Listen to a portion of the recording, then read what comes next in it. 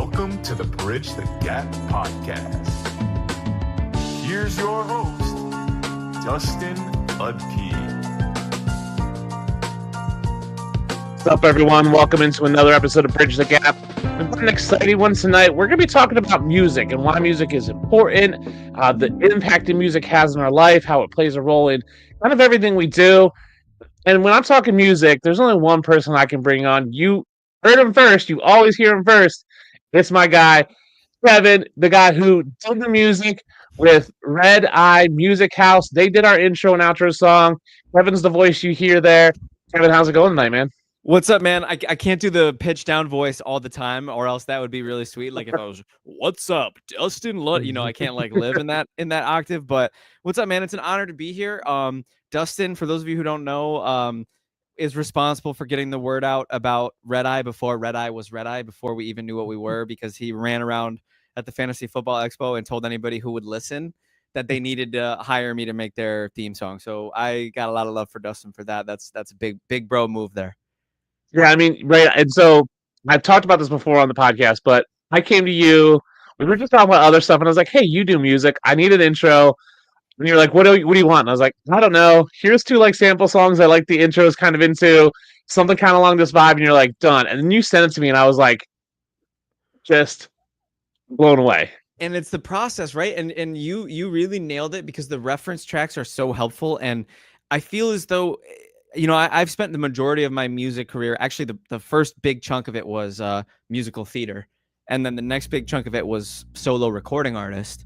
I didn't get into production until these last handful of years, living in LA, having a engineer and a production partner who kind of ushered me in through the door. And I had other producers who said like, "Hey man, the way that you craft your music is not normal. You kind of have an ear for production." But I kind of have always just thought like, whatever. I just have a vision for how I want it to sound. I didn't realize how much of it was production.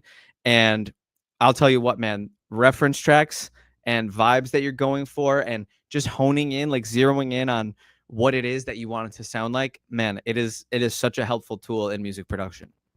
Yeah, and so I tell people all the time, like when new podcasts, when I'm talking to them, like, "Hey, if you're thinking about intro music, like just jot down songs that you like."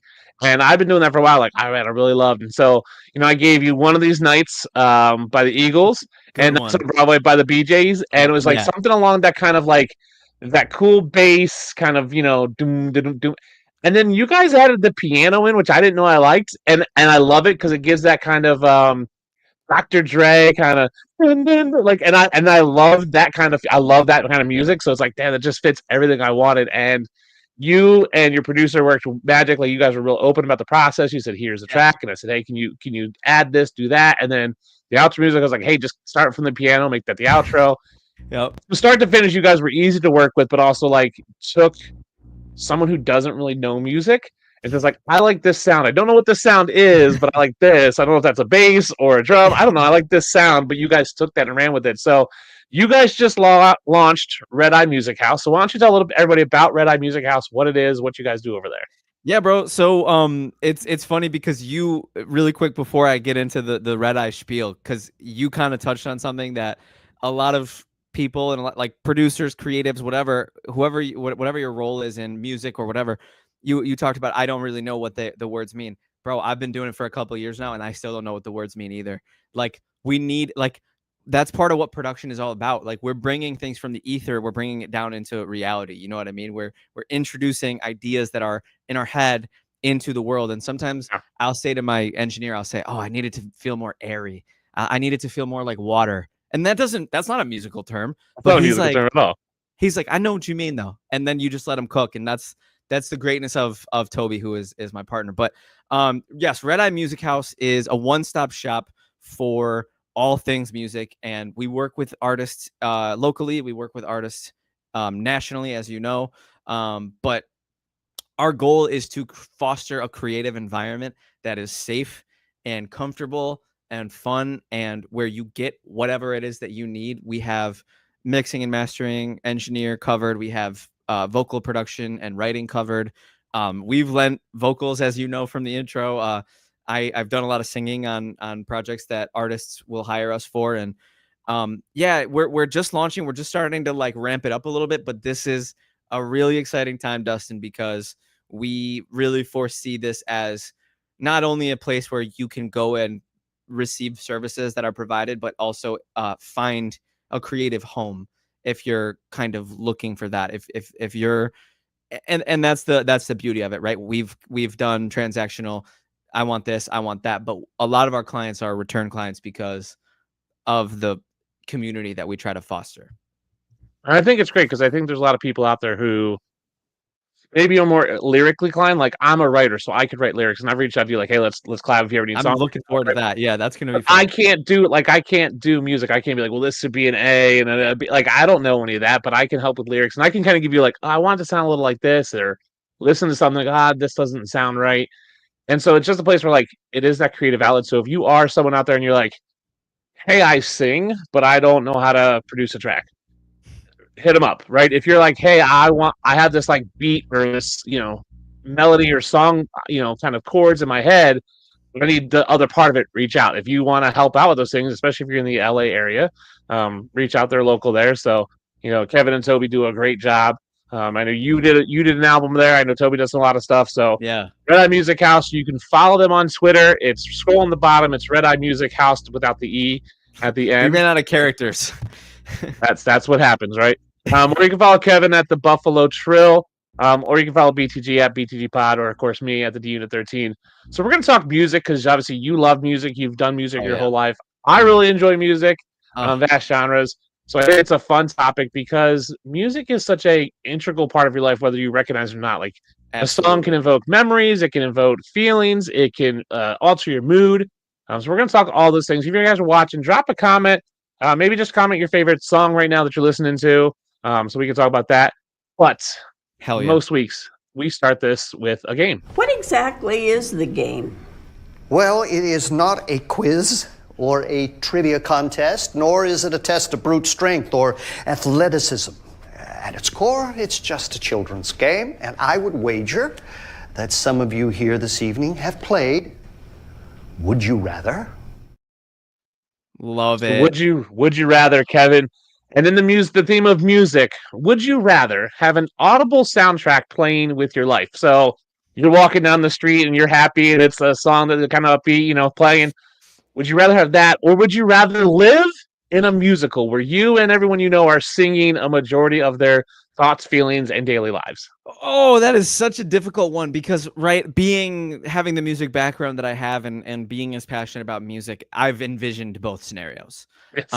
Right, as we all have, right? We're driving to work and the perfect song is playing that describes the mood.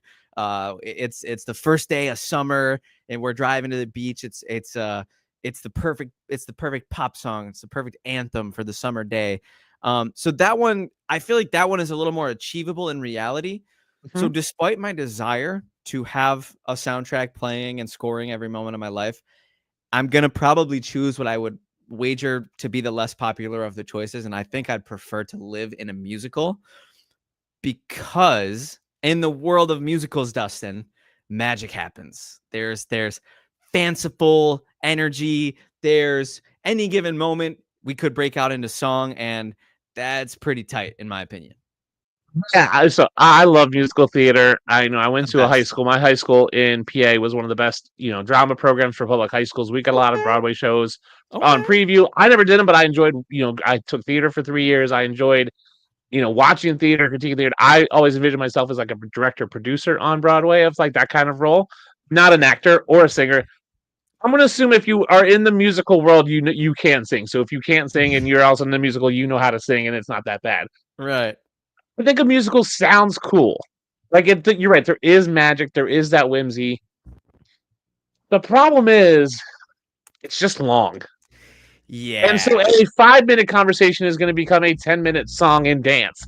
And although that sounds magical, like, can you imagine going to work and instead of like a quick conversation with your boss, it's like a dramatic back and forth song. Like it's it's like a Hamilton song. And then you're like, hanging out with your wife or significant other, and it's like this fancy romance song, and it's like, how was your day? And it turns into this whole big musical about how their day was. Like, it doesn't need to be that long. That's a really good point, and I do feel like it will make the highs higher, right? Because the birds are chirping, and the sun is shining and you're taking in all that, beauty, and you're experiencing it with a song and a violin and a solo. But probably the lows are going to be lower because when you're getting broken up with, a ballad is being sung to you. Yeah. A woman is screaming her face off in your face about your flaws and why you are not the guy anymore. And that's Or for real. I mean, so me and Kevin are both Bills fans. So like the song on Sunday would have come just on. been, Pain. I watched Into the Woods with my son. It was just agony. It was like, Great. oh, agony. It was just like, oh, that's what I feel right now. It's just that heartbreaking, like, oh. Yep. I actually played that Prince in New York before I left. I love that role. That's such a good role. It is a good role. My two favorite roles, if I was ever good enough to play, would be Pippin in Pippin, Oh, sweet. or I'll be Billy Flynn in Chicago. Like, I think those are just two like Dude, iconic roles that I would love to play. We have one overlap there because I think Dream Roll is a natural, great like little side conversation within the musical world. Billy Flynn is absolutely very close to the top of my list for Dream Rolls. I want to play either Sweeney Todd or Anthony Hope in Sweeney Todd. I've never been in Sweeney Todd. It's one of my favorite musicals. And I really want to be in Les Mis. I want to be either the his name's Angel Ross. He's like leading the charge. He's like the French Revolution guy. Okay. Yep. Or the innkeeper, Mr. Thenardier. Oh, Master of the House. Yes. Master of the House. Yeah, those are dream roles of mine. But great call on Billy Flynn. He's just got so much charisma. It's not even funny. And the songs are just fun. So I'm going to take an Audible soundtrack. It doesn't interrupt my day. It's there. It does have its downfalls where I can't hide my mood because like that is playing at all times. And people can hear it. So like if I'm pissed off at you in a meeting, I can't hide that because that's now playing. But again, it's not gonna prolong my day. It doesn't really impact it. It's just there. Again, if it's when you find that right song, when you're like you said, when you're driving and that right song comes on, you're like, oh, this is a banger. Like even if it's a song you don't love, like I don't know, sometimes like Call Me Maybe like by Carly Rae Jepsen is just a banger. Like Party in the USA by Miley Cyrus is just a banger, and you're like, this is the song. You're like, I need this in my and that's the thing with pop music, bro. Pop music puts a spell on you. It really does, because you know what? It is the simplest music, and I'm a sucker for it. I love pop music. Oh, yeah. I'm the last to knock it, but it also is like, and we'll get into this when we talk about like the science of music, but it's just simple. It's just designed to sort of just be ear candy. And so you're right, that perfect pop song. And I love the idea of having it score your life, but like, waking up, pouring your morning coffee, you got Mr. Blue Sky playing, you tuck your head in at night and you got some sort of a lullaby playing. It's nice. Listen, we got Apple Music, bro. We got Bluetooth speakers, bro. We're not that far off. We can make that our reality if we want. We're not that far off. It's having someone curate the right song at the right moment is really what it needs to be. And that's nice, right? And I feel like you'd probably discover a lot of cool music that way. Like if you weren't, probably would, yeah. If if it wasn't strictly out of your playlist, you'd probably discover a lot of good music. But man, I'll tell you, man, there's something like there have been times when I've wanted life to just break out into song and it just doesn't. And I'm like, damn, like, that would have been sick if like a flash mob just broke out, or if I could have, sang Maria on my balcony after, meeting a woman or whatever. Like, we all know that feeling, we all have those feelings of elation, and how nice would it be to just, because there's no greater feeling, there's no greater release of self-expression than singing. Dancing, right? That's part of musical too, is there's also dance. And that part, less, I do love dancing, but I'm less into it than I am singing, bro. I just love just belting my face off and just letting the emotions flow through me. So let's talk music. What is where are your roots in music? Like, where did this love of music come from for you? Dude, I appreciate the question, and I've had to think about it a lot lately, given that, as you know, when you're in the business of something, you do kind of have to be familiar with your background. You kind of have to be familiar with your, for lack of a better term, credentials, right? And I feel very blessed to have gotten my humble beginnings in music very, very earnestly. It started out as just a raw fandom as a kid. Like my parents, my mom was kind of like one of those instilling, every single day when you're in the car is for music, like we got the mixtapes, the mix CDs, and discovered a lot of music that way. My father was he was a trifecta. He worked at a album store when he was growing up, worked at a CD store. He was a radio DJ at a local news station, and Nice. he was a sound guy for a cover band. So I got the trifecta there of exposure. And yeah, like the music, I started auditioning for musicals when I was like 12, and I started getting parts, and I was like, oh wow, maybe there's something here. Maybe I have some sort of a thing going on. Went to college for theater. It went great. Really enjoyed it. And it wasn't until towards the end of my college career when I actually got into, and I know you're an advocate for this as well, so I'm happy I can be here to talk about it, but I got into therapy. And my therapist mentioned, like, I was going through a lot. I was feeling a lot of emotions, undiagnosed anxiety and situations of that nature. And she said, like, you need an outlet. And so I started writing original songs, and that was a crazy, like, next level reveal of, like, oh wow, like there's a whole nother layer of self-expression that acting and theater doesn't really tap into, because it's not as personal. You're saying somebody else's words, you're portraying somebody else's story, but you have your own artistic voice. You have your own stuff that you have to get off your chest. So I started doing that, and in Rochester, New York, I got a producer, a manager, started doing local shows. Fun story and a little anecdote: before I found any sort of success with it, which it took some time, I went viral actually multiple times for being bad, which is the ultimate teacher of thick skin. Had to learn the hard way that the world wasn't kind, and that people wouldn't be soft about their disdain for what their perception was a lack of talent. I still look back at that work, and even though I became more technically proficient after that and learning what they meant by their hatred, I look back at it and I still appreciate the artist's voice. Like every project I've made, especially as the Kid Lavender, I just try to chase that feeling I felt when I first started making music. You really can't explain that elation when you first discover that tool.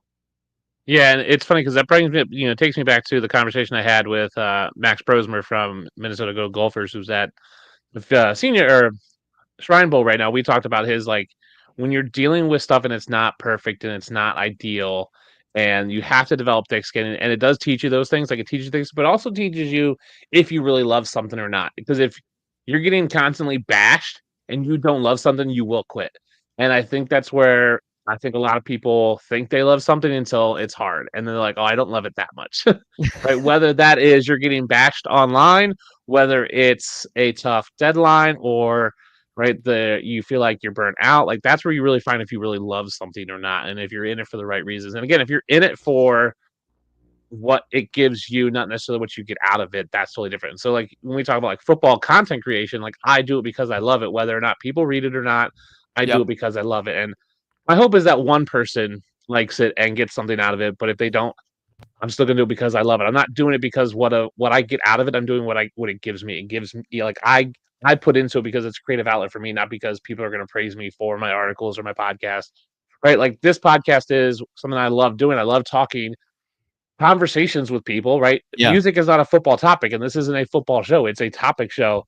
It does steer and lean into football a little more than other shows, but it's about talking to people, and it's what I love to do. So whether or not I get 1,000 views or the 34 people that are currently watching, whether we get 10 comments or no comments, I don't care, because I enjoy doing it and it makes me happy.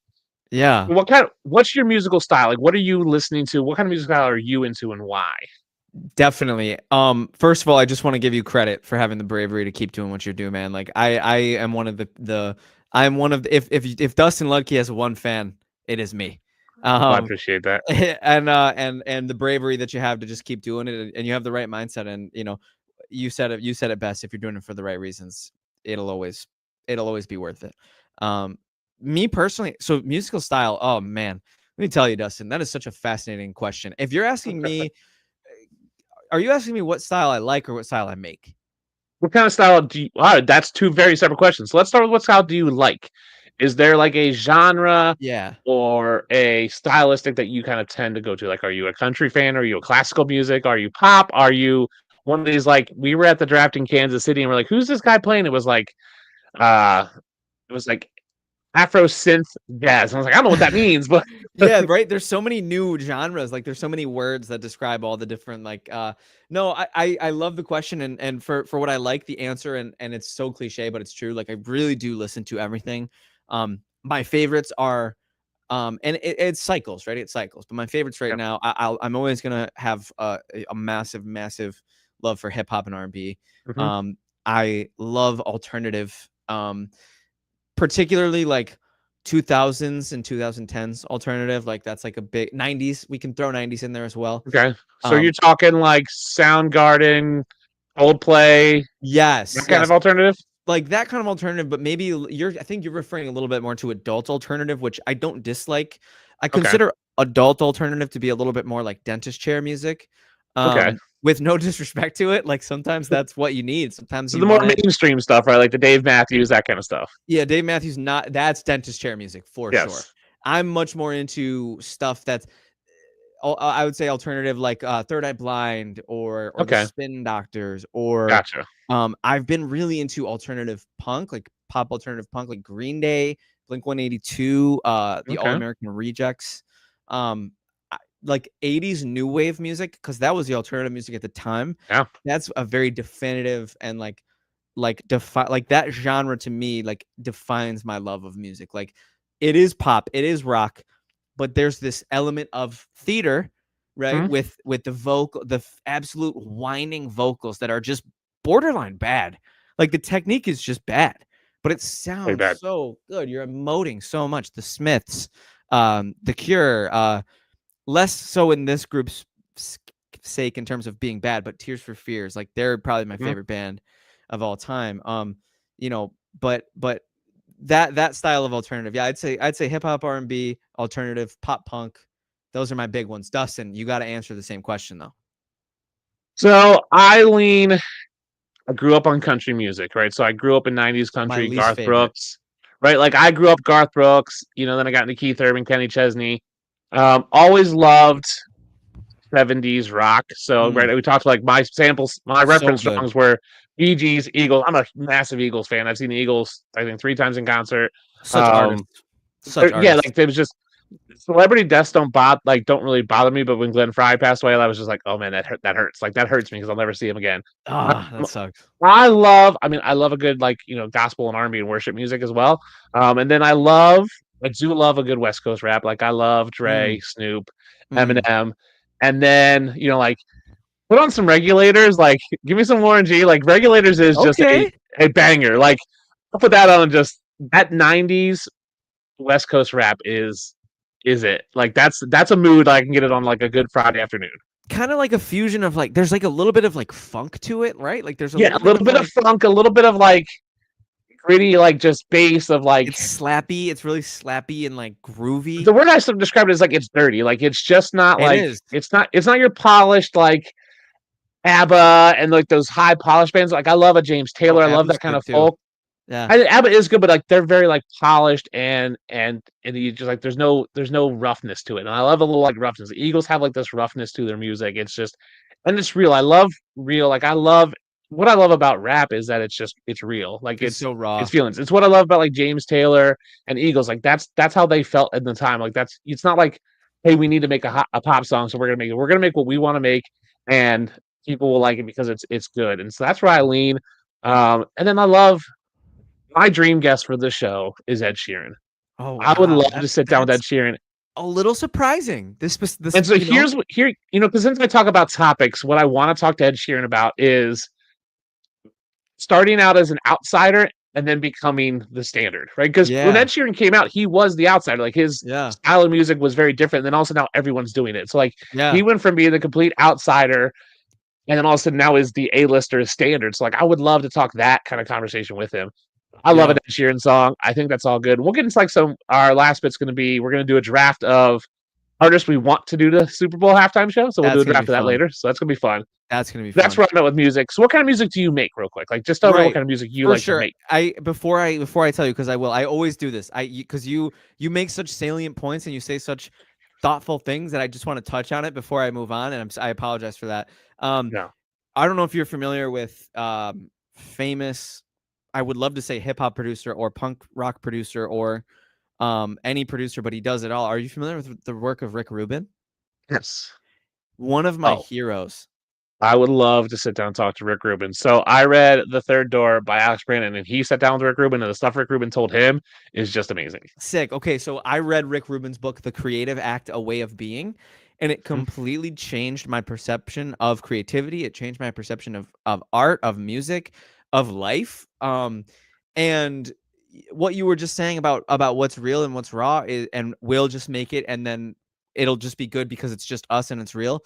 That is the crux of art. That is the crux of creativity, and it gets lost in the shuffle between people who want to be famous or people who want to be rich. And I am the first to admit, at times in my journey, I've been clouded by things along those lines. But really, I would say dating back to when I first started producing music as the Kid Lavender, it all clicked, and I sort of learned that. And it wasn't until I burned down the crops of my life and I decided to plant new seeds, and that's kind of where the Kid Lavender name came from. That was sort of what sprouted, and so I think you have a great. I think as a person who your endeavors are not in a field that is, I would say, romanticizing or glorifying creativity, but you are creative with how you approach your endeavors. You're a creative person. And therefore we all are, right? For whatever it is that we do, we're all creatives because we all create. And I think that's part of it, right? And I think that's why if you look at someone like Taylor Swift, why she's so immensely popular is because her most popular songs come out of her relationships in her real life. It's not, Yeah. and I think that's why we Gotta see give some of credit these where it's other. due. Gotta give credit where it's due.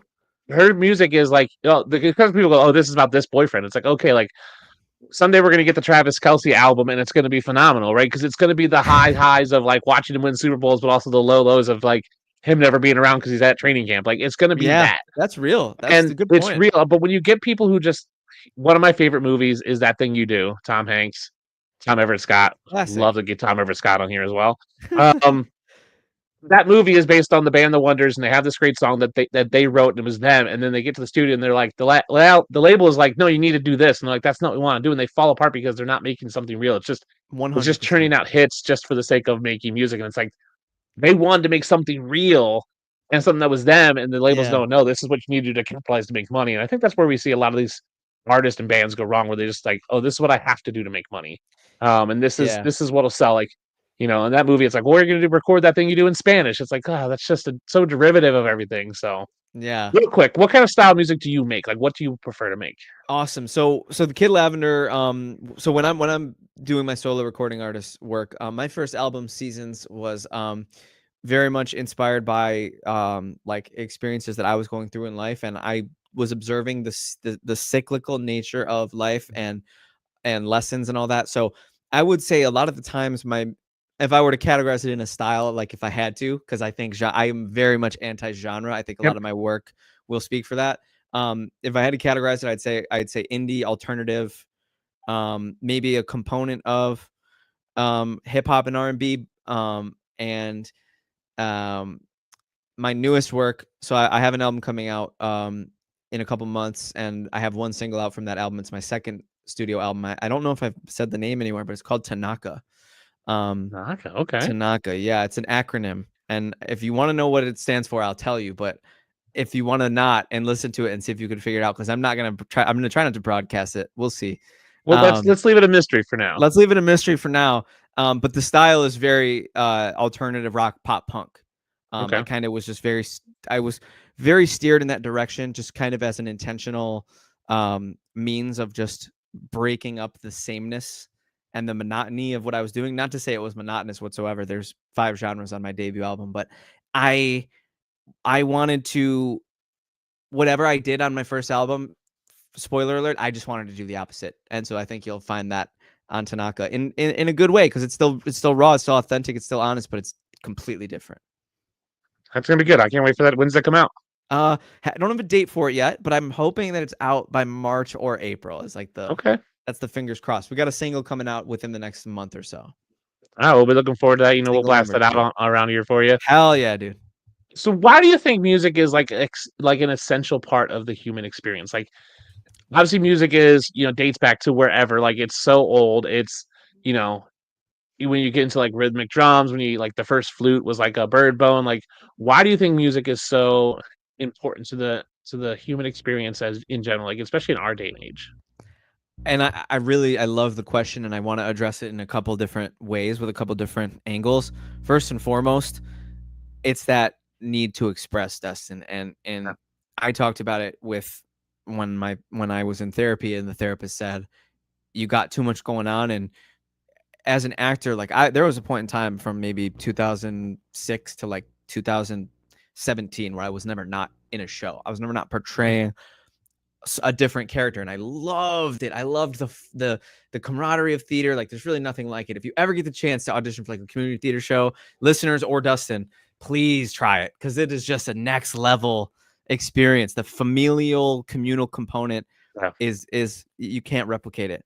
But you're also, especially when it's a lot, and I was doing it professionally, so there was 45 performances, 10 show weeks, 2 show days. It was so draining, and it was so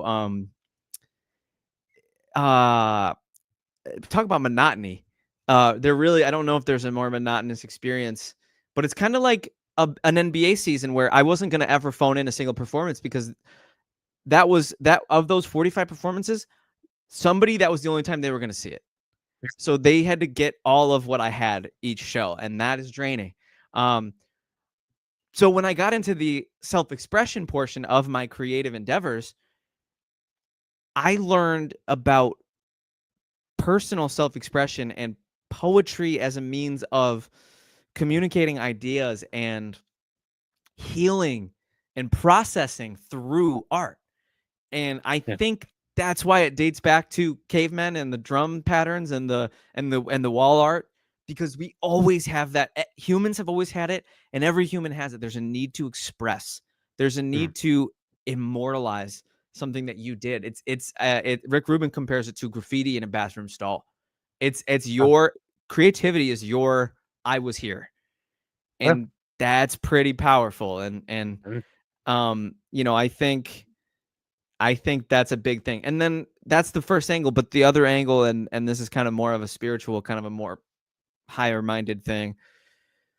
I don't know if there's a thing that we do as human beings that is more in tune with other dimensions than music. I don't know if there's a thing that we take something from the ether, that takes something from thin air and brings it into the physical world in a way that affects and moves as much as music. It is such a universal language. It is such a connector of souls and minds and ideas and hearts. And I think it's so powerful.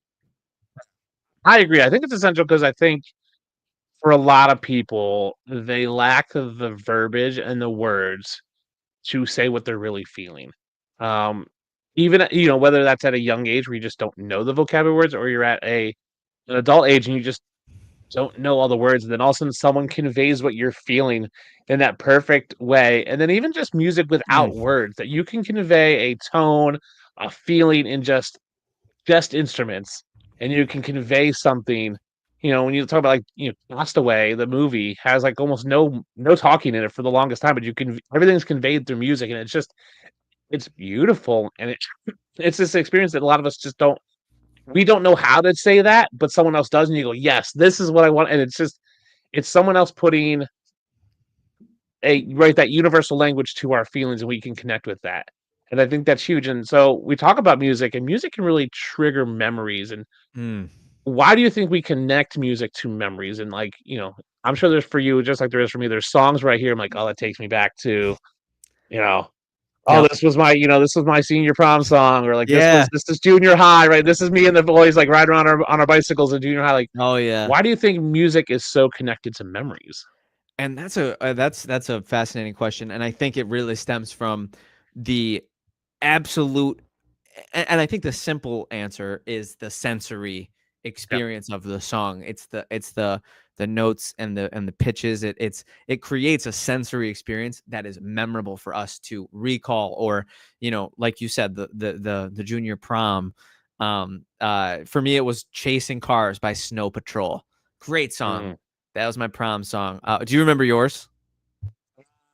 Senior prom was, I don't remember senior prom, but my ninth grade like semi-formal was Truly Madly Deeply by I believe Soundgarden or one of Oh, those. look at that. Oh, look at that. Soundgarden's Yeah, getting some shout outs. I think it was Soundgarden, one of those bands, one of those I alternative type bands. and so to expand upon just like the simple answer of like sensory experience, those senses then I think evoke a nostalgic what was it like at that Hmm. time, right? And for me, you had a bad day. I sang for karaoke in front of my entire sixth grade class, and it endeared me to a lot of my class because I hadn't ever really opened up to a lot of these people, but I was very fearlessly belting at the top of my lungs. You had a bad day, and I had a new, level of camaraderie with people, and so that song, but it's the emotions that you connect to the sensory Yeah. experience, to the hearing, and we all have songs with exes, right? We all got songs, Hmm. that we can't listen to without thinking about an ex or without wanting to cry. It's so real that and that goes along with the connection that we have to music on a deeper level. It's that emotive, it's that deep emotional connection that we have to the music. Yeah, and you brought up a word that I think is huge, and that's nostalgia. Like that, bringing Yeah. that up. Listen, if anybody could like synthetically create nostalgia and put it in a pill, that'd be like the top selling drug of all time. Like if you could take a pill and it triggered nostalgia, remember that's Dangerous. why dangerous. That's why all the movies now are like franchises from when like me and you were kids, right? Like you get all these like Transformers and like they're just like what was this popular cartoon in the 80s and 90s? Let's make a movie about that because they know we'll buy it because we got the spendable income now and it's like nostalgia hits hard. 100%. And music is a big part of that. You're right. It's like, man, what was that song? And oh, I remember this girl. I remember this Yeah. experience. Or right, and Yeah. that's just with there's. I remember going to a Bills game with my dad, and this song was on, and No. right, like Graceland, the album Graceland by Paul Simon for me Good is my album. dad. Paul Simon. That's It is great. that's one of the few no skip albums out there in the world. I think there's They only a are handful rare. of no skip albums They are rare. to me. That album will always be linked to post senior year. Me and my dad driving to Kansas City for a competition for vacation. We like road trip from Jersey to Kansas City. We listened to that album like multiple times. Like he had it on CD. We listened to other stuff, but like that was to me that's the soundtrack of that trip. Like that was the soundtrack of that. Like, and so I love that album. Great, it's just a great album. It brings me back. Like I can listen to some old Garth Brooks and like I remember this is the first CD I bought and playing that over and over again. Or I remember going to this concert and seeing it.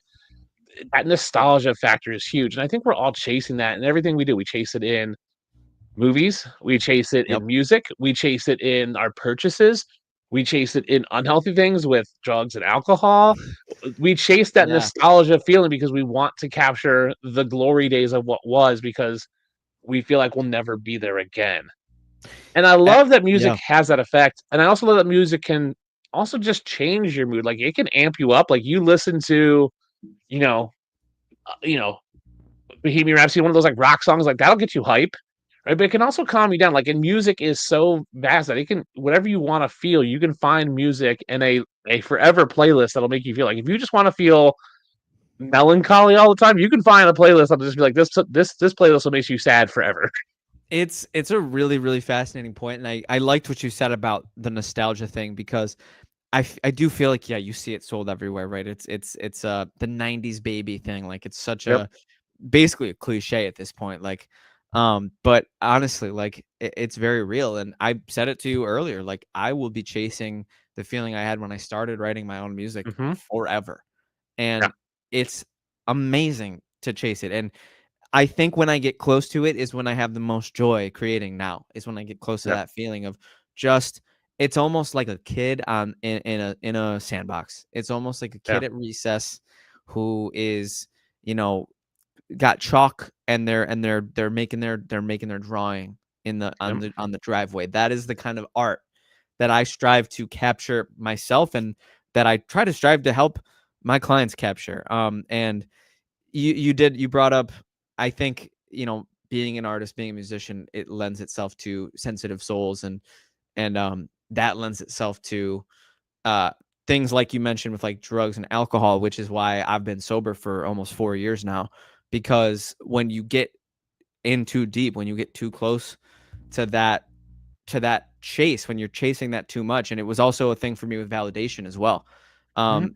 You're always trying to chase that feeling, and it you can't ever have it. Like, it's never, you know what I mean? It's at a certain point in time, you have to sort of just realize that that the way forward, there's going to be other great times too.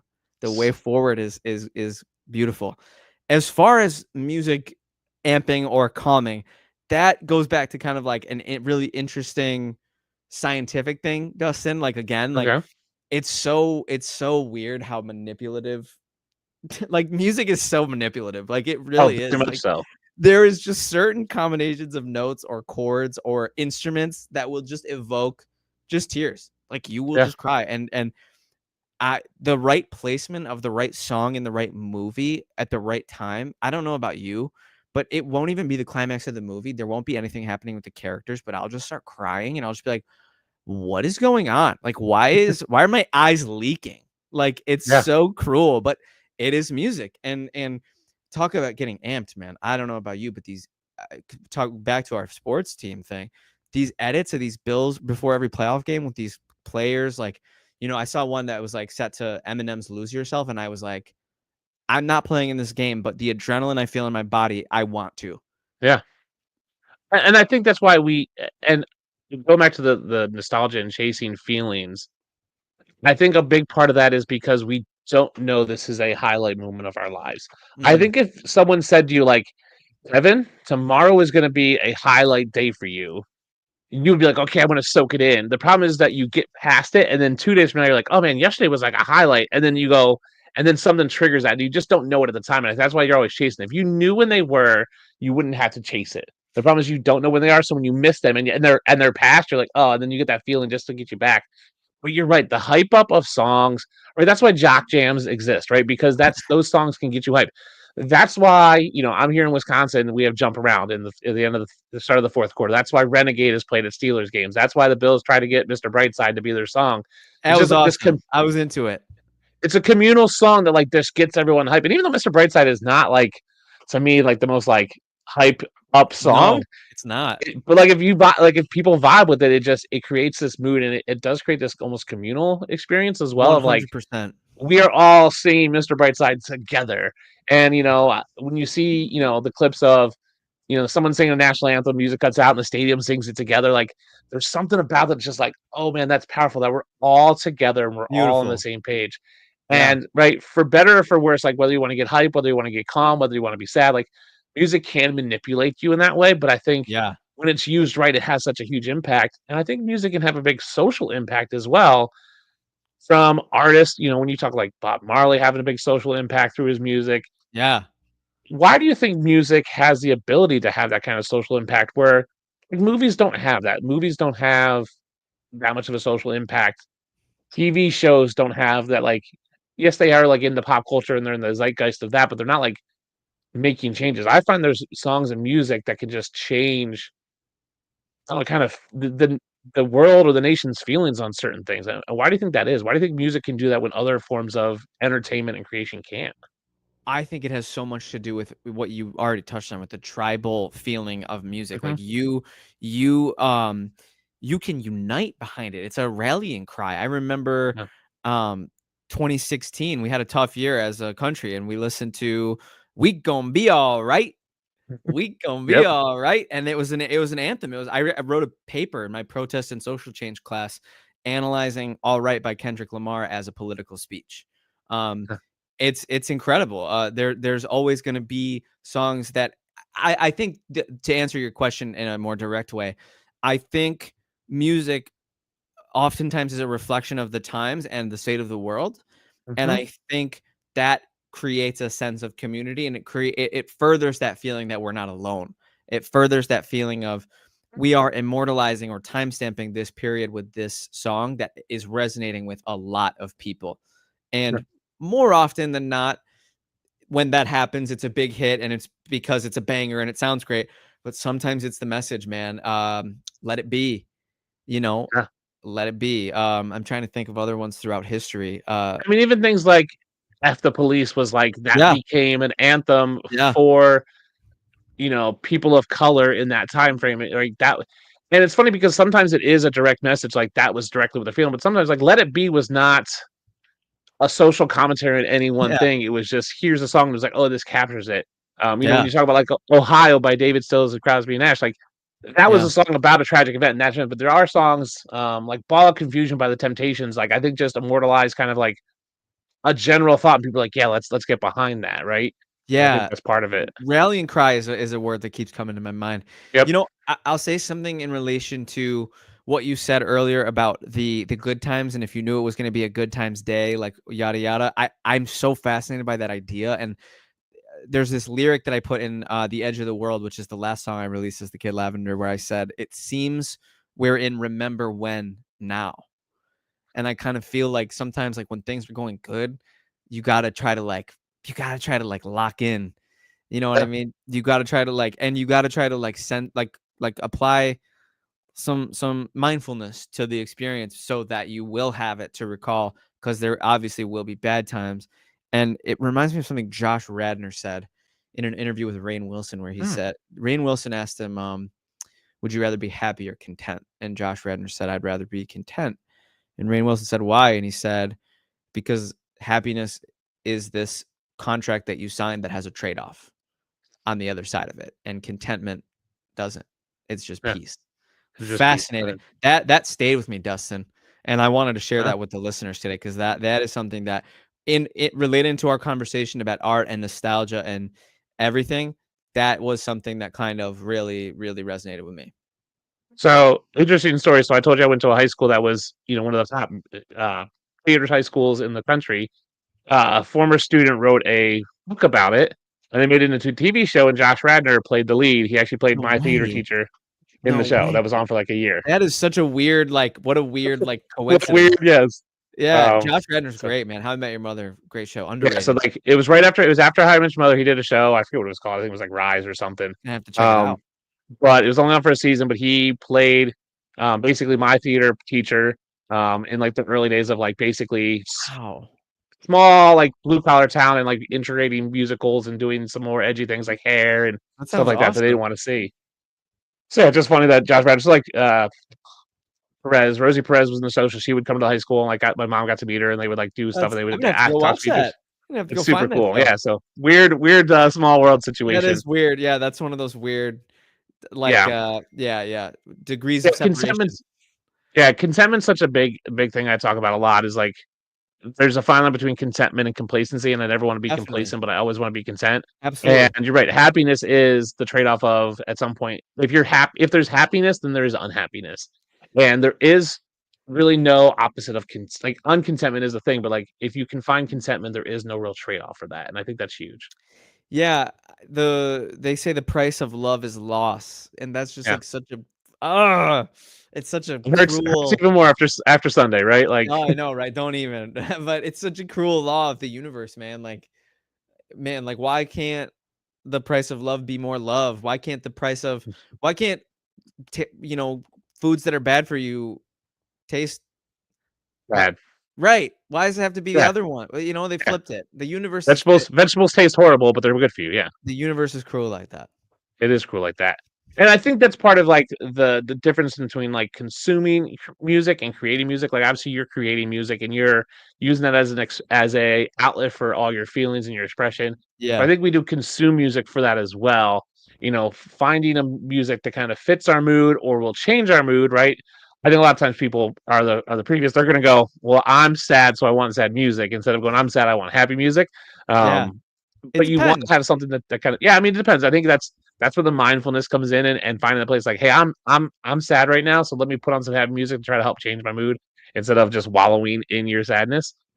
Yeah. I love the dichotomy that you bring up there, because I creating music has become such a part of my DNA that I sometimes forget about the process of music Yep. consumption independent of creating. But what I've really fallen in love with, and it's a little dangerous in a sense that I'm kind of a little bit removed from my experience as just a casual music listener, but really I look for inspirations based on albums that I want to make, and then I sort of will make a playlist with sort of like the reference tracks that we talked about.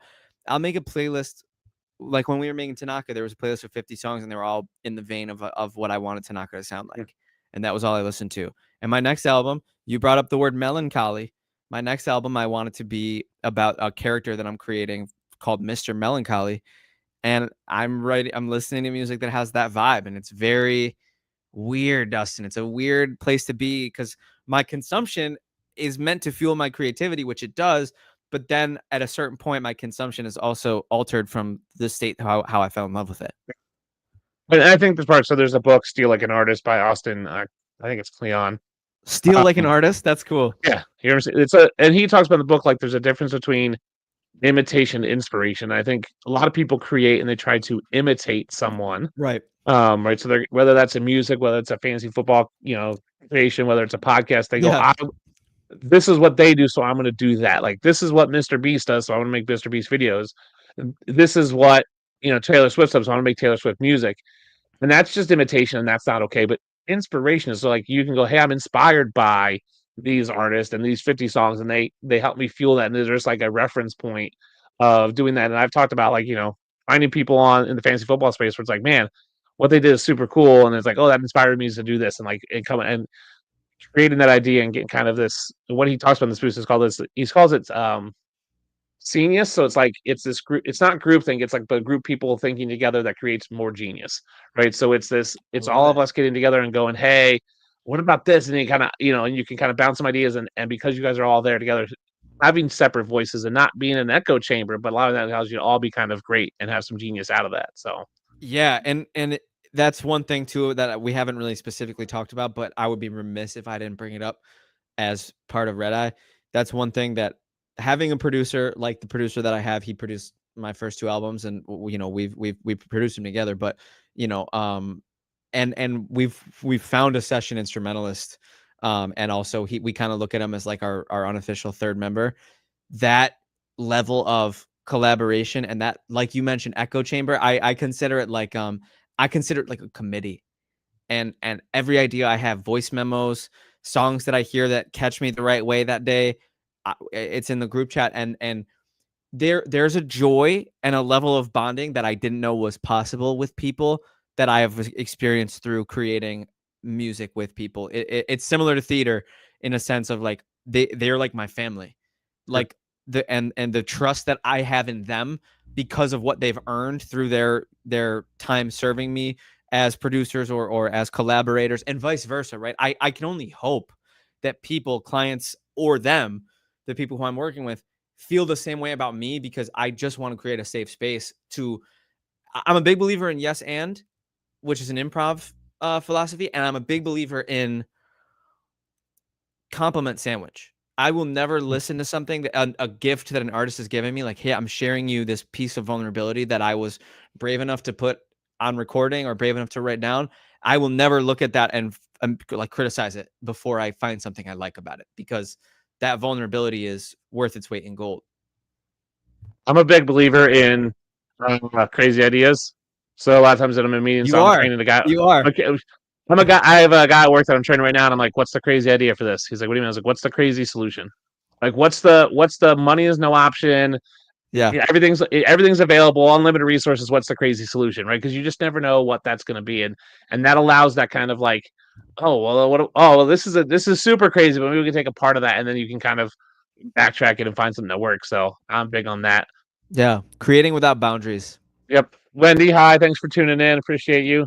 Oh, Wendy. I know Wendy. What's up, Wendy? You know Wendy? Yeah, Wendy's awesome. So let's get into our draft. We are going to do a 4-round draft of artists, bands, whatever that we want to do the halftime show at the Super Bowl. We have, I believe, Drake this year. Kendrick Lamar. Come on. Was that a joke? I don't know. One of the two. Wait, was that a joke? I can't remember which one it is. Kendrick Lamar. If he wasn't already doing the halftime show, he would have been my 101. He's an incredible artist. I know it was one of the two that were beefing, and I couldn't remember which one it was. you flip a coin, Dustin. Flip a coin. It's one of the two. I did. I got the wrong one. That's funny. As the guest, I will let you decide if you want to go first or you want to be the second one in a snake draft. What do you want? I'd like to clarify some things. I will. Yes. If you give me the choice. Oh, that's really risky because there's okay. Can they be? Does it have to be real? Does it have to be realistic? Realistic and like they have to be alive. Okay, I was going to ask that, alive or dead. So they have Yes, to be they alive. have to be alive. They have to be available theoretically for next So year. I can't just get them in their prime. Like, I couldn't take like a band from say the 20s. No, you couldn't do that. Okay, word. Just had to clarify because I will also allow reasonable like a reasonable collaboration, if you would Okay, say. So fair, if you're like, fair. hey, I want here's one that I saw when I was doing some research. If you're like, I want to have one that's like all American Idol win, like American Idol Oh, that's cool. Yeah, contestants. something like that. Something Yeah. like if you want something where it's a reasonable reason why they would be together, I think that's fine. Like if you want Beyonce and Jay-Z, I think that's fine. I got to be honest with you, man. I had both the Beatles and Queen on my list. I was hoping I could get Alive or Dead. I think that rules them both out. Freddie's gone, John's gone. We're good. We'll take them off. But they were both on my list because I'm a huge Well, fan. And you know what I'm saying? What's the smile for? Are you going to try to get Queen without Freddie? Is that what? yeah, I'll take Queen without Freddie. Yeah. I guess we'll have to see. No spoilers, but I'll cross them off. I want Okay. people at their peak powers. All right. So do you want to go first or second? I want the second pick since the Beatles are out of play. Okay. So I got the first pick. Yeah. And so when I'm thinking about a halftime show, what I want is someone who has mass appeal, right? Yeah. I would love to get, the Kid Lavender on there, right? Who I maybe enjoy, but it doesn't have the mass appeal, right? So I'm looking for someone who has mass appeal. Also, I want someone who's going to be enough energy, right? Like I think John Mayer's cool, but like John Mayer's too chill for me. Love John Mayer, bro. He crossed my mind. He's great. He's got great music, but like that's just going to be like a halftime show. Have you ever heard his In Your Atmosphere live song? I don't think he ever recorded. No, I don't think I have. I'm gonna send it to you after this. It's one of the best. Also, if we're talking no skip albums, Room for Squares, no skip album, hands down. Come on. So my first pick, I'll take who I think is a GOAT, and that's Garth Brooks. I think he has mass appeal beyond country. I think he still, even at this age, is still a great performer. Obviously, he sells it everywhere he goes. He knows how to put on a high energy, high impact show, even if it's just for 20 minutes. Yeah, man. I do love the pick, and it's not for my personal taste. Like I said, country's probably my least favorite genre. I used to say I hate it.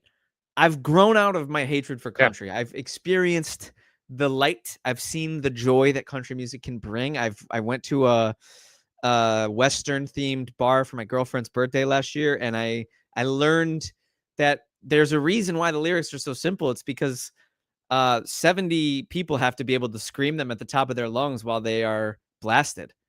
It's not deep, like thought-provoking music. It's just like sometimes it can be. Sometimes it can be, but a lot of times it's just, I like to sit here and drink a beer. Like that's okay. Right, absolutely. There's no shame in just some good old-fashioned enjoyment. But I'll take Garth Brooks. I think Garth Brooks would have a hard time paring down into a 20-minute set. Yeah. You could also see Garth doing like, hey, I'm going to do halftime, and then I'm going to do a concert after the show, and we're just going to rock out. Yeah, and it's my understanding that he's one of the greatest performers, recording artists, yada yada of all time. So maybe it is, and his shows are phenomenal. I've been to one show, and it's the best show I've ever seen. Yeah, you'll have to make a playlist for me because I have been asleep on the Garth Brooks train. So I get two picks now. Yep, back to back, and I'm really excited about it because my 101, which would have been the Beatles, my feasible 101 in this world is somebody who I have not yet had the pleasure of seeing perform in my life, but really dating back to their start in music and evolving through. They had one of the most public displays of musical growth I've ever seen. I would like to see Childish Gambino play the halftime show of the Super Bowl. And you want to talk about mass appeal? Redbone is one of the biggest songs of the 21st century, seemingly of all time, I believe. He's still got it. He made a new album this past year, had some of his best music on it. He had a tour, and I had tickets to the tour, but he had a health emergency. So I have not yet seen him, and I'm getting a little impatient, but I'm such a huge Childish Gambino fan, from the album Because the Internet to his funk album Awaken My Love to his newest album, which I think had, I'll say, more hits than misses, but had some misses for me. I believe it was called, man, I don't even remember what it was called. It was, Bando Stone in the New World. It was the soundtrack for his movie that I think might be postponed due to his health issues. But are you a Childish Gambino fan? I am not a huge fan. I believe he covered a pseudo Garth Brooks song that's just phenomenal. Oh yeah, he does that. Yeah, his voice he's got a next level voice. And he's a next level talent. Love his acting in TV shows too. So Yeah, Childish he covered "Lost in You," which is from the Chris Gaines album, which is like the pseudo Garth Brooks album. He that's covered it, cool. and it's a phenomenal cover. Oh, it's got that soul, man. He's just got that Yeah, voice, that's man. soul. Yep. He's got another level. Now, my number 2 pick, I'm gonna trust that you're not gonna steal one of my picks, so I'm gonna come Okay. back because I have one that's a little more avant-garde, a little more off the wall. But I think this group, I don't think you'll take them, but I feel like I can't risk you taking them because they're more popular and Okay. they have some of the biggest hits of our lifetimes. And I'm in a pop punk phase. I'm gonna stick in the pop punk realm, and I'm gonna pick Green Day with my second pick. I thought about Green Day, wasn't on my list. I think they're at the point now where so Childish Gambino for me lacks the appeal for a 40-plus-year-old white man. It's possible. My dad loves them. I just think like mass appeal. I think Green Day is the point where like most people know who they are, know enough of their songs. Like they are played at like your supermarkets and your dentist a little bit. Like Yeah, you'll hear a little bit of that. So I but think more they're a good pick. energy, more energy than your average dentist chair music. But Yes. American Idiot, Holiday, and that's just their '04 stuff. Like think Yeah. about I like think if we got Brain Stew, Dookie, we got I think if you were to turn on like the whatever the radio station that is on at the dentist, I think every once in a while you're gonna hear a Green Day song. You're like, oh, this is a little bit absolutely, more upbeat than I'm used to. I think absolutely. that's I a best love pick. Green Day. Love Green Day. So now I get 2 picks. We Correct. talked about them already. We'll take Queen. Okay. Yeah. Even with Adam Lambert, I think Okay. he's done a good enough job as a Yeah. replacement. Obviously, Yeah. he's not Freddie Mercury, but I think That's still the having Brian May and the rest of I want them before the rest of them start dying. I think he's been there long enough where he is good enough and he's cemented himself as like it's not like it's not a revolving door from it. It's like it's been Adam Lambert for I don't know, seems like 20 years now. I think he's good enough, and I think they put on a good enough show, and they have enough recognizable hits. And I think they could do, a note if they, maybe they do a hologram of Freddie Mercury or something. Like I think they could make it really cool. I would love to see Queen. It was on my list, and I would have picked it if I could have got the All-Star cast. If you could get Freddie, I think that's the hand downs 101. I think if you could get Freddie back, I'd still want the Beatles, but they would be my 102 if I could get Freddie. I just don't like the Beatles. Dustin, I'm just sorry, my brother. Sorry, man. We gotta I'm no, sorry. no, we gotta fix that. I think here's my quick rant on the Beatles. I think their early stuff was good. I think they got to the point where I think a lot of artists get to where it's like, we'll just do whatever the heck we want and people buy it because we're that big. Like I think we see a lot of these people. So Garth Brooks did it when he did the Chris Gaines album. It's like, I'll do this pseudo alternate personality. I think the Beatles got there, and since like they just started doing like Yellow Submarine, like we're just gonna make crazy songs that make no sense because people buy because of the Beatles. But if we're talking about the spirit of artistry, right, Dustin? Maybe that's a good thing. Maybe their creative freedom was a good thing. That's fine. You can be creatively free, but don't expect like it just became a massive hit because of who they were, not because the song on itself was good. And that's what bothers me. There's definitely a component of that all throughout with quote unquote fame that kind of or influence that kind of yes, a lot of them get there. Quality doesn't really matter once you're at a certain level. People are going to buy it and whatnot. But I can't agree with that take on the Beatles. I think their avant-garde weird stuff is some of their best stuff. It's not Lucy for me. in the Sky with Diamonds is one of the best songs ever made. It's an okay song, but like it doesn't make any sense. But that's the point. No, you sound like my engineer today. I had a session with my engineer today, and he said, "What does this mean?" And I was like, "Nothing. That's the point, bro." It's like they just like they had some like AI generators like just spit out a bunch of words, and it was like Lucy, Sky, Diamonds. It's like, oh, okay, that's a song. Ta-da! Like that's what it sounds like to me. That's funny.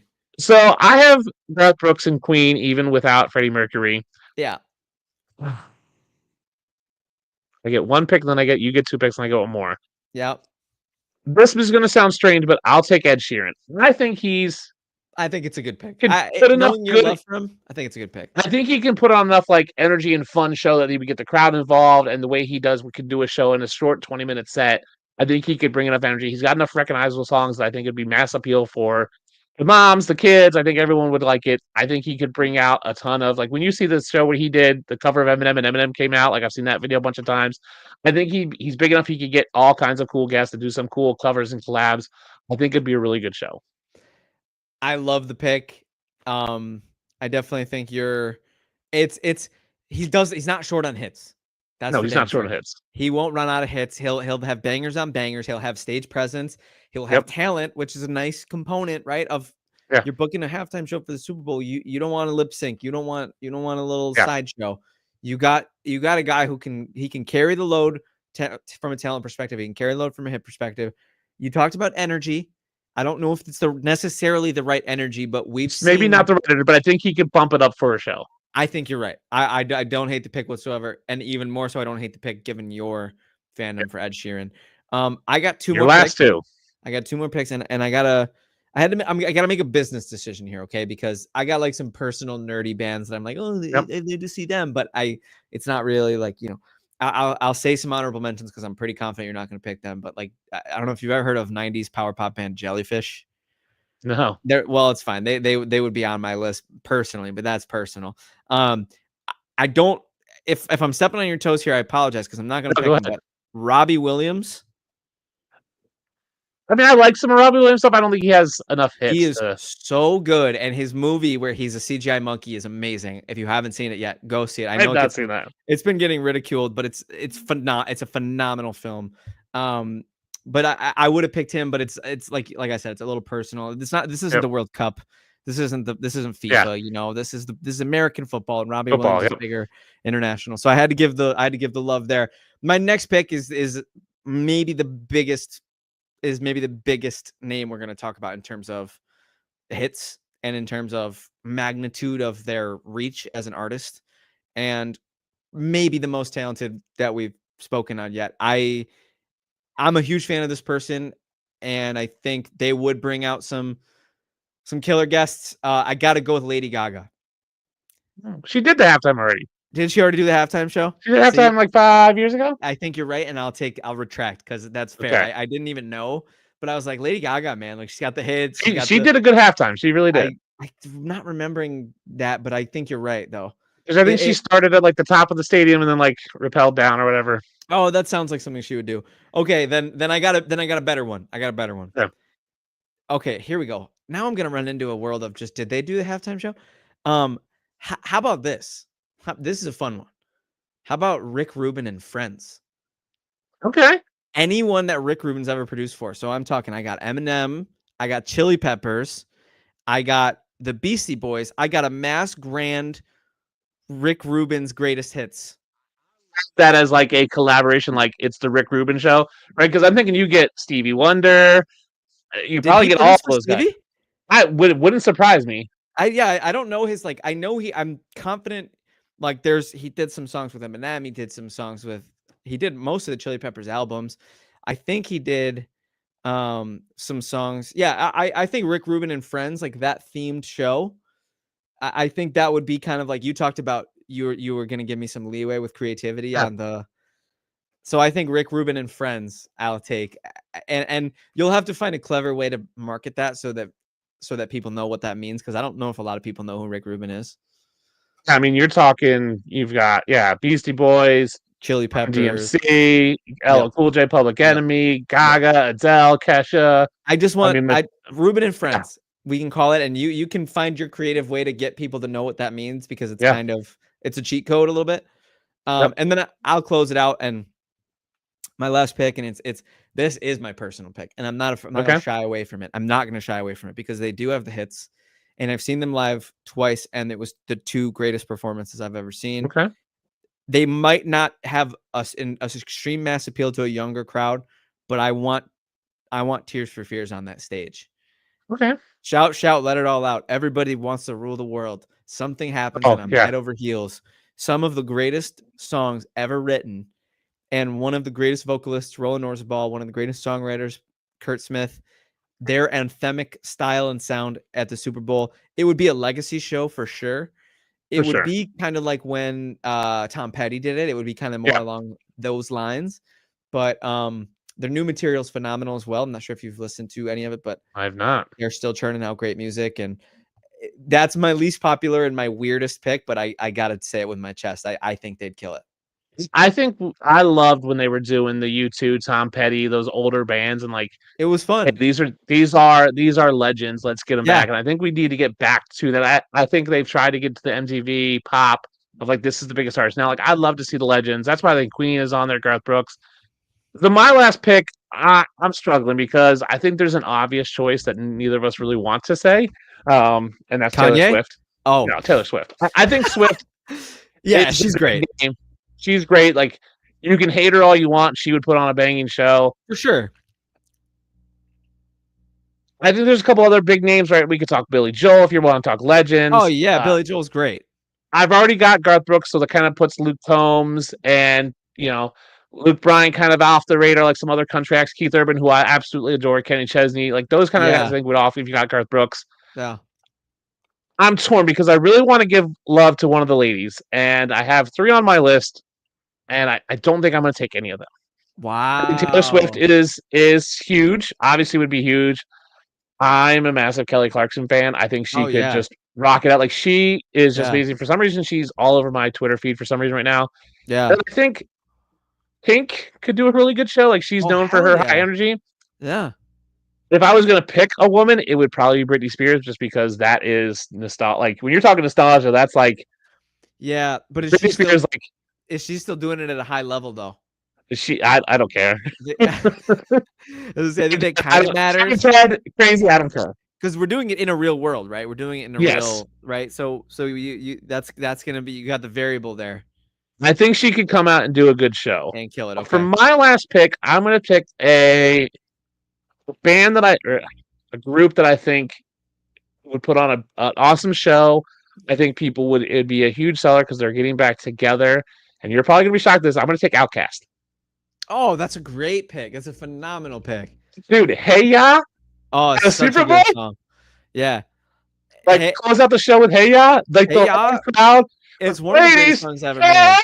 Like that would just be phenomenal. Such a good pick. You get them back together. I think that would be like a highlight. I think that'd be the thing. I mean, I would love to see NSYNC. We kind of saw them once already. Britney's done a little bit of it here and there. I think Outkast would just be, especially if we get a Super Bowl in Atlanta, like at the Mercedes-Benz Dome again. Like, that would just be like what we saw Andre with 3000. He's top 10. Yeah, like he's like, and I think what I saw in LA when they had Dre and Snoop and Eminem to the West Coast thing in LA, like that was mass appeal. Maybe not as much as some of the other people, but like it was local. So I think if you had a Super Bowl in Atlanta, I think next year it's in San Francisco. So maybe after that it goes back to Atlanta, which is a plausible thing. Yeah. Outkast playing at the Super Bowl in Atlanta is a banging halftime show. I love it, man. And I'm thinking like, some of their best songs are like not even like big hits. Like they got so many good albums, ATLians, like Stankonia. Like there's so much to choose from. And man, Andre is just a next level creative, man. He's one of the most influential rappers of all time. And then they would bring in all kinds of cool guests, and they would just do all this, and they would their stage presence would just be fun. Yeah, I think that'd be a banging show. So I went with Garth Brooks, Queen, Ed Sheeran, and Outkast. You did Childish Gambino, Green Day, a Rick Rubin and Friends, and then Tears for Fears. I think those are 8 shows that I'm all in for. Let's book it the next 8 years. That's kind of a nasty call. We'll book it up. Yeah, that's kind of it's kind of a nasty matchup. Like I don't know if you do polls or whatever, but I feel like we're gonna have some. It's gonna be divisive. Like there's some bold ones. Leaving Taylor off was hard. It's hard. Madonna's done it, right? She would have been on my list. I don't know if Madonna's done it. Madonna would have been on my list. She's really good. There was somebody else who I was thinking of when we were talking. Who I think is a future name to watch for this? I don't think he quite has the catalog yet, but I think if she did do the halftime show. I thought Madonna has done it. So kind of rules her out. I think in the next handful of years, I'm not sure how into his work you are. If you're not, we'll do some exchanging. But Tyler, the Creator, within the next couple of years, I think he could earn a spot on this list. He's making phenomenal music year in and year out. Yeah, I don't think there's no shortage, and especially with new people coming out, I don't think there's a shortage of bands that could do. That's why I would love to get back to doing some of these legends and let some of these other let Kendrick Lamar and Drake. Yeah, give me some legacy and let a guy like Childish Gambino kind of put a few more hits out there and build his resume. I think we're a lock for Taylor Swift in the next 2 years. I don't see how that doesn't happen. She's good, man. She is. Her music's great. You know, like there's like some songs of Taylor's that like when I hear them, I'm just like, man, that girl gets it. Like Yeah. she's a good songwriter, talented singer. But the Chiefs connection is just it's a little too fresh for me. I mean, I think you're gonna have to wait for Travis to retire before they give it. I mean, Probably. if they stay together, We'll who knows? see. But We'll see. you know, I think like Miley would have been good, but like Miley, I think just has a little too much negativeness around her, and she can just be a little wild. And I'm Yeah, not sure she's the NFL crazy. wants that. She's a I feel little like crazy. it would be a little chaotic. Yeah, I mean, I think you could do. I wouldn't mind if they just did like a '90s.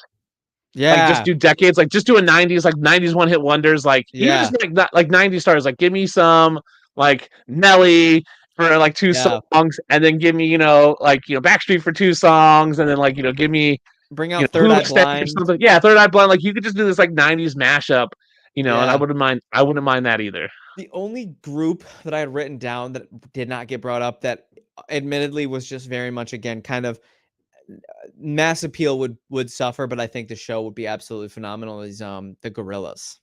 Oh yeah, for real, they would put on a great show. They totally crossed my mind, but they really have Feel Good Inc. Do they have any Yeah. other like big hits? Yeah, that's really it. Yeah, I think it's just Feel Good Inc. yeah.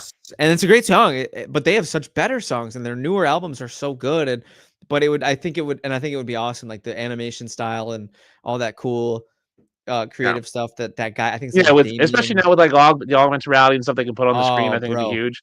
Bro. I thought about bands like Pearl Jam, but like Yeah. again, it's just like it's chill. It's too like Yeah. and mumbly. Also, not all the way there in terms of like. Well, that's not true. Pearl Jam's pretty massive. They had some massive songs. But they all sound the same. It's I was gonna say I kind of think they're a little overrated. That's my hot take on them. Yeah, and like I feel the same way about Dave Matthews Band. Like it's just kind of like I'm not a fan.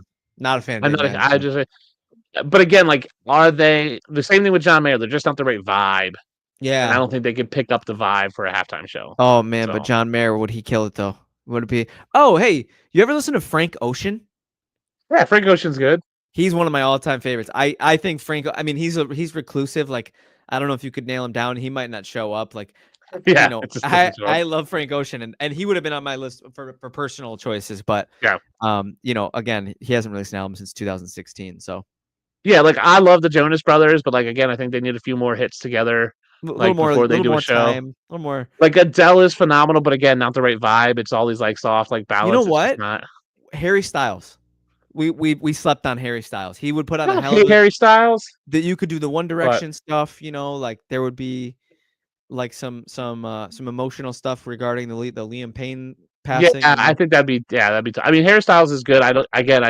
His solo think work is phenomenal. He's one of those guys who just needs like a few more years to put it. Like, give him another 2 albums with 2 or 3 hits. I think we're good. So absolutely. Well, wow, we really covered the gauntlet. I think we did. We sure did. Well, Kevin, thank you so much for coming on. Before we get out of here, one last time, tell everybody where they can find you and what you got going on. Hell yeah! So my name's Kevin Phillip Fox. My personal Twitter is @thebuffalotrill. My music production company Twitter is Red Eye Music House without the E in house. I make solo music under the name The Kid Lavender with no vowels. So that's The Kid LVNDR. And it would mean a lot to me if you would stream The Kid Lavender music. We got Seasons out from a couple years back. We got The Edge of the World, which is the newest single. We have an album, Tanaka, coming very soon. So I can't wait to hear it. Kevin, thank you so much for going on. Thank you, Dustin. This was awesome.